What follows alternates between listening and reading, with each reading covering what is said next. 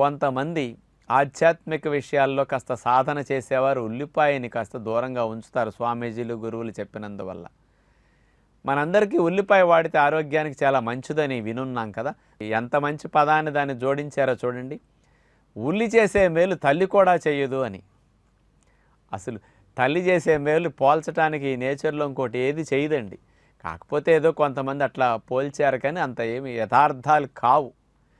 ఉల్లిపాయ తిన్నంత మాత్రాన మీకు స్పెషల్గా బెనిఫిట్స్ ఏమి అదనంగా రావు, కానీ నష్టాలు ఏమన్నా ఉంటాయా? కూరకు రుచి వాసన అయితే మీకు వస్తుంది, అంతవరకు మీరు వేసుకోండి.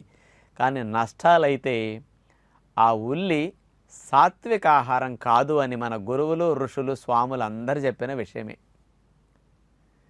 అందుకని మనలో కొన్ని ఉద్రేకాలకి కారణం ఉల్లిపాయ అనేది కూడా వాళ్ళు గ్రహించారు. ఆ ఉల్లిపాయలో ఉన్న ఘాటు మన మానసిక ఉద్రేకాలకి, కోపావేశాలకి, కాస్త కోరికలు ఎక్కువగా కలగటానికి, ఆ వాంఛలు ఎక్కువగా పెరగటానికి, తమోప్రధానమైన రజోప్రధానమైన గుణాల పెరుగుదలకు ఆ ఉల్లిపాయ కారణమని భావించి ఎవరైతే కాస్త మంచి గుణాలతో భావాలతో ఆధ్యాత్మిక సాధనలో ముందుకు వెళ్ళాలనుకుంటారో అలాంటి వారందరినీ ఉల్లిపాయ తినొద్దు అని ఆ ఋషులు గురువులు స్వాములందరూ మాని అందరినీ వాళ్ళ శిష్యులుగా వచ్చిన వారందరినీ సలహాలు ఇచ్చేటప్పుడు ఆహార నియమాల్లో ఉల్లి మాని తినమంటారనమాట.